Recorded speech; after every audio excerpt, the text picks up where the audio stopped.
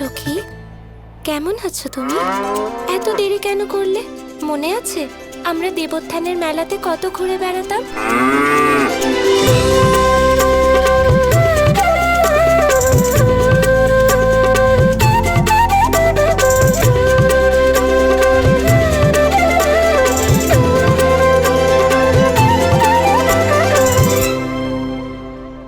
আমি ভেবেছিলাম কেউ উপহাস করছেন, কিন্তু এ তো দেখছি সত্যি, সমস্ত গরু এখানেই। এসো, আমি আগে তোমার সাথে সবার আলাপ করিয়ে দিই।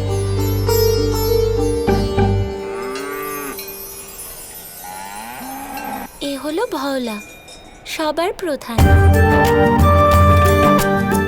তবে প্রধান তো সবার আগে চলে, কিন্তু ও সবার পিছনে চলে, যাতে কোনো বাছুর পিছিয়ে না পড়ে। আর যদি পিছিয়ে পড়ে তাহলেও তাকে সাথে নিয়ে আসে।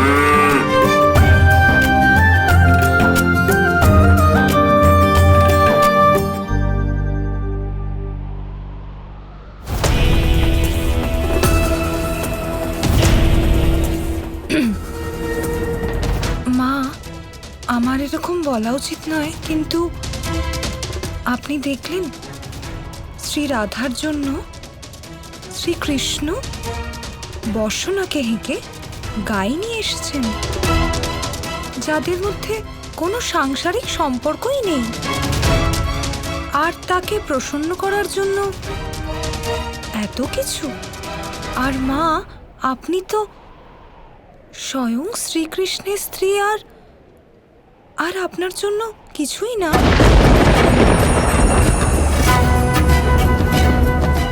আমাকে তো কখনো উনি এটাও জিজ্ঞাসা করেননি যে আমি কি চাই। করা তো দূরের কথা।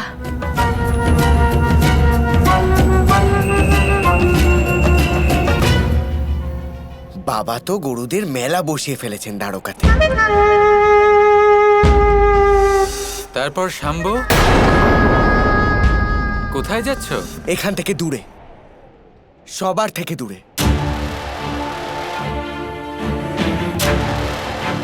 আরে বাহ, তা তো তোমার এমনিও করা উচিত। দ্বারকা থেকে সবার থেকে দূরে যাওয়া উচিত। শান্ত হয়ে বসে ভাবা উচিত যে এমন উল্টোপাল্টা কাজ আমি কেন করি। ভালোই করছো, কিন্তু তাও বলবো আপাতত যেও না। আপনি প্রসন্ন হচ্ছেন আমার যাওয়াতে, তাহলে আটকাচ্ছেন কেন? নিজের মায়ের প্রসন্নতার জন্য।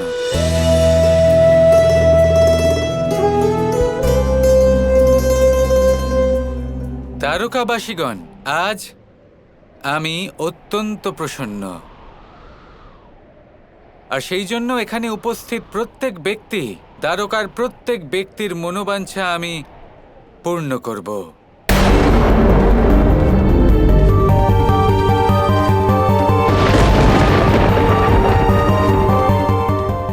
যার মনে যেটাই আসবে তা পূর্ণ হবে।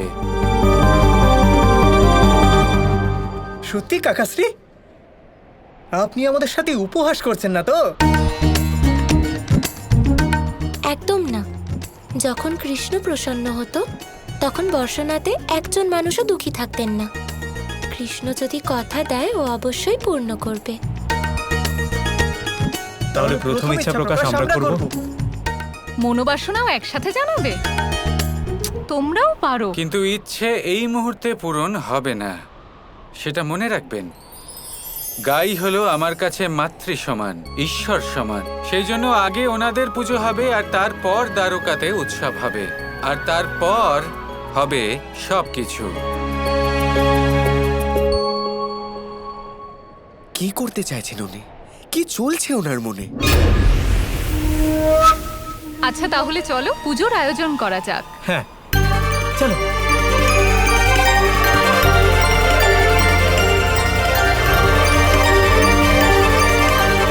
কানাই, তুমি সত্যি সবার মনস্কামনা পূর্ণ করবে?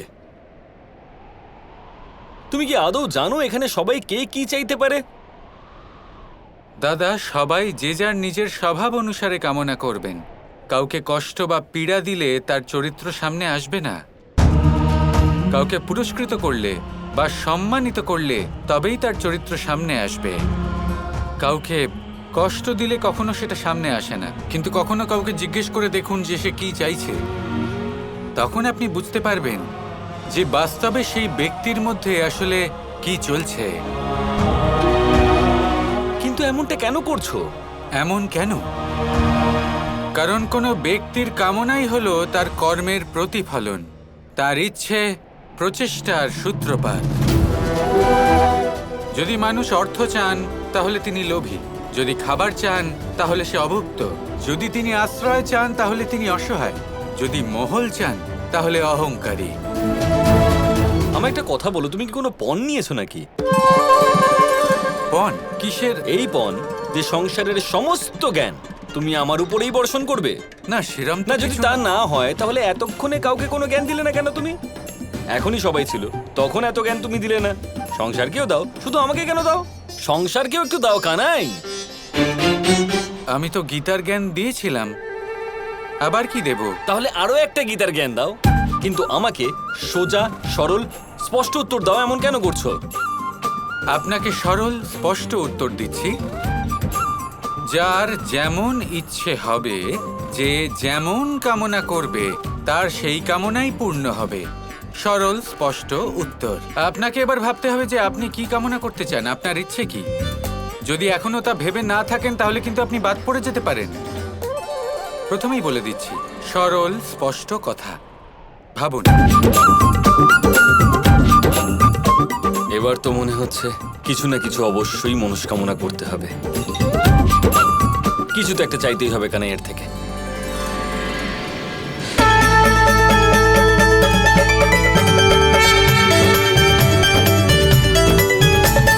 बरसाने की प्यारी प्यारी गाय, धन्य भयो रे सबको धन पाए।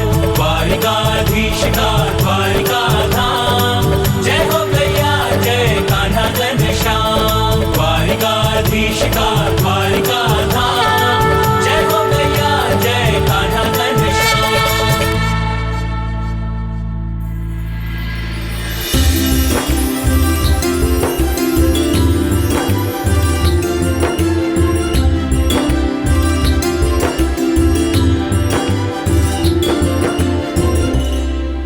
শাম্বু, তুমি কি কখনো নিজের মায়ের উপর রাগ করো? করো না, তাই তো? তাহলে গোমাতার উপর কেন? নাও, আরতি নাও।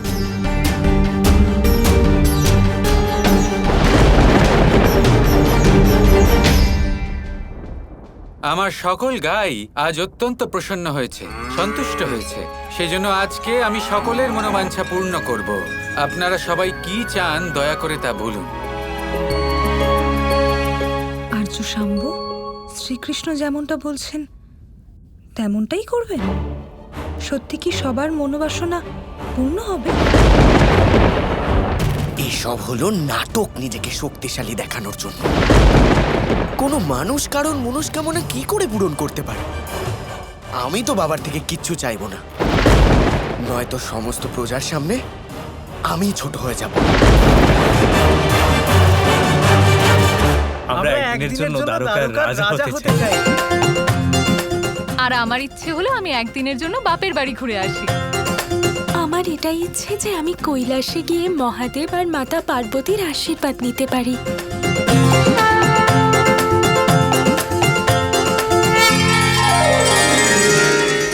কি হলো শাম্ব, তুমি কিছু বললে না? কি চাও তুমি? না বাবা, আমার কিচ্ছু চাই না। ঠিক আছে,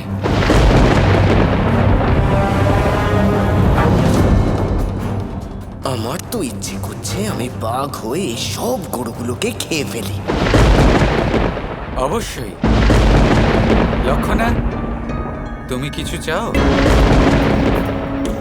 শ্রীকৃষ্ণ স্ত্রী স্বামীর অনুগামী হয়ে থাকেন। আর যদি আর্য শাম্বুর কিছু ইচ্ছে না থাকে তাহলে আমিও কিছু চাই না।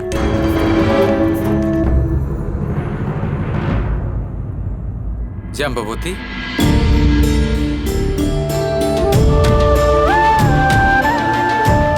সবার সামনে বলতে পারবো না, কিন্তু আমার জীবনের ইচ্ছে একটা দিন এমন আসবে যেদিন শ্রীকৃষ্ণ আমাকে ঠিক তেমন করে ভালোবাসবেন যেমনটা উনি রাধাকে ভালোবাসেন।